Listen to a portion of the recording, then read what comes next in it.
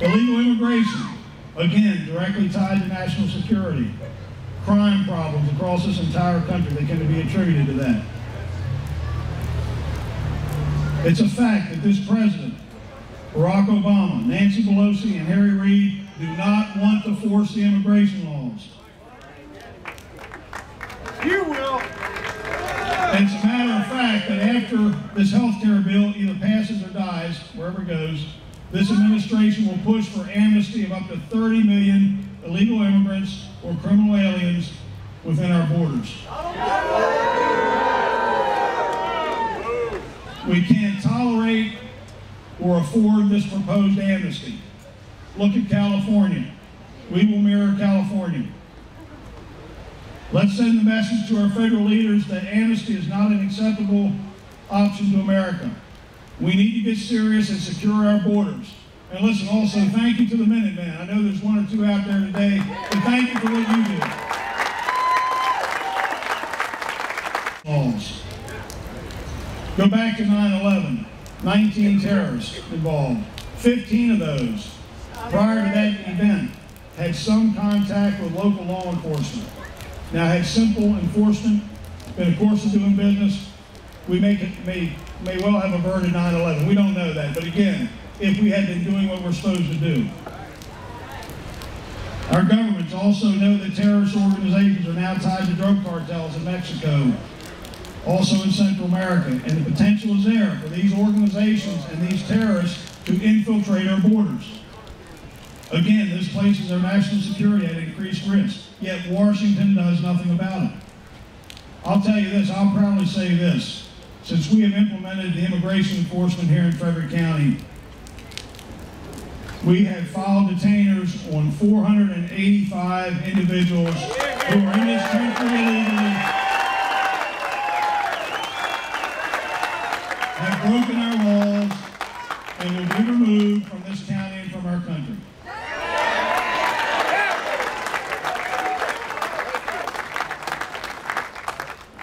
Guantanamo Bay, another issue. Washington, the president is wrong on this. His plans are to release the known terrorists from Guantanamo Bay, many that are going to be held and incarcerated in prisons on our soil and in our communities.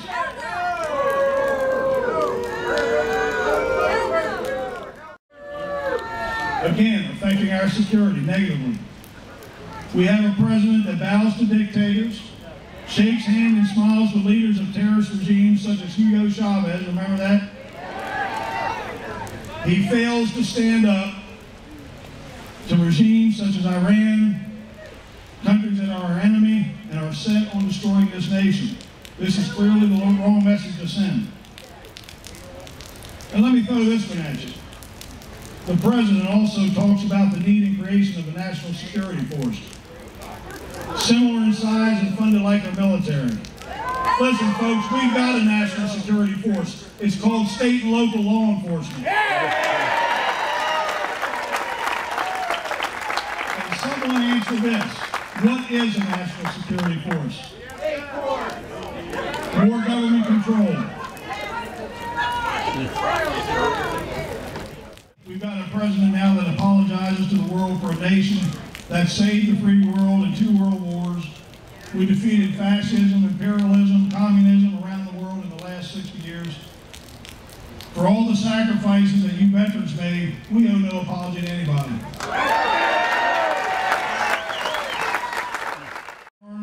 To protect your homes and your families. I have some real grave concerns that this administration and Congress will move toward disarming Americans.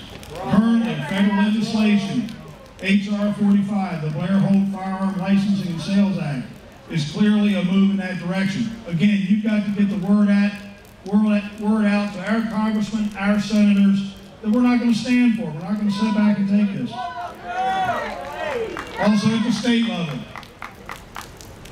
this message that we're here to throw out today is not about Republican, not about Democrat or social class. It's about our rights as Americans and those governing us staying within the framework of our Constitution to strengthen America.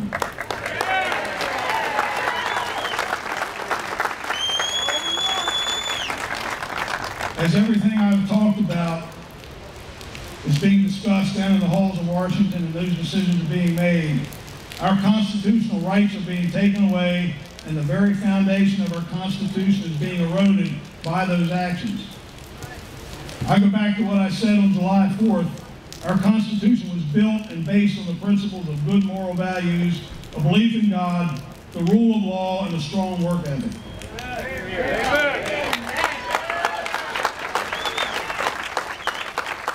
The actions of this president, Harry Reid, Dirty Harry Reid, Nancy Pelosi have already taken us very close to the threshold of a socialist form of government.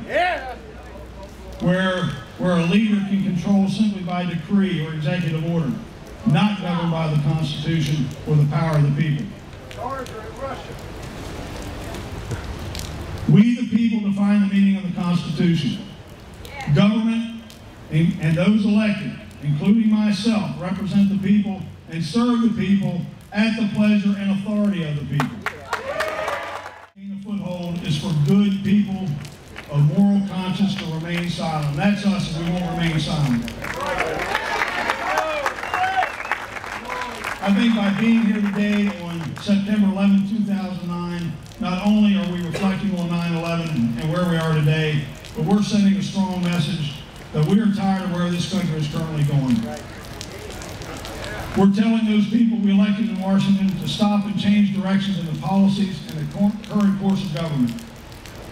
We can turn the economy around, go back to hard work. Again, we're all going to sacrifice a little bit.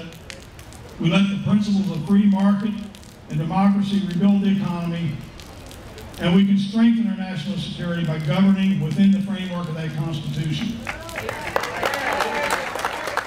Principles have to be voted out. They have to go. Listen, I took an oath of office to uphold the Constitution and laws of the United States of America.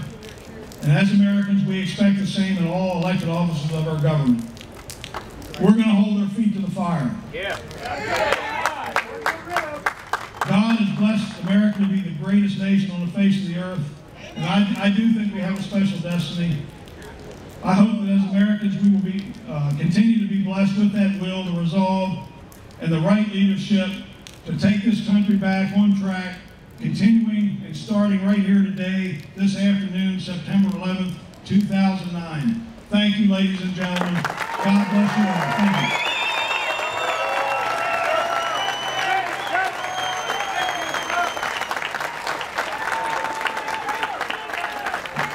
I want to thank you all for staying with us.